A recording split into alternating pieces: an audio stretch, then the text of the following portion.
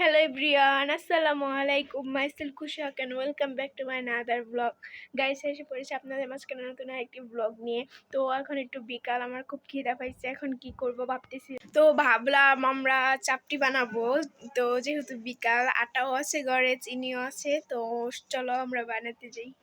তারপর আমি এখানে আটাগুলো নিয়ে নিলাম।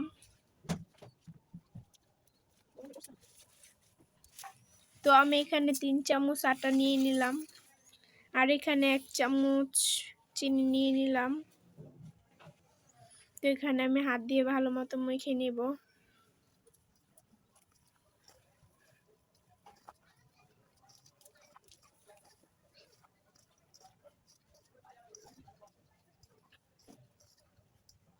তো এখানে একটু পানি দিলাম, পানি দেওয়ার পর এগুলো ভালোভাবে মাখতেছি। তো মাখার পর তোমাদের সাথে দেখা হচ্ছে।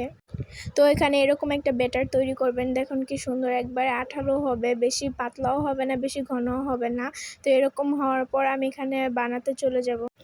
তারপর এখানে ভালোভাবে তেল ব্রাশ করে নিব, অল্প একটু তেল দিব, বেশি দিব না। তারপর এখানে তেল ব্রাশ করার পরে আমি এখানে একটু ব্যাটারটা ঢেলে নেব।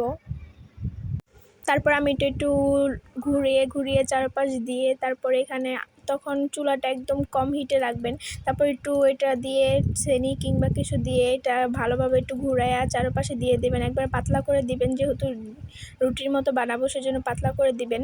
তারপরে এভাবে আমি দেওয়ার পরে এগুলো সুন্দরভাবে একটু লো হিটটা বাড়িয়ে দিয়ে সুন্দরভাবে আগে দিয়ে, তারপরে এখানে হিটটা বাড়িয়ে দিলাম।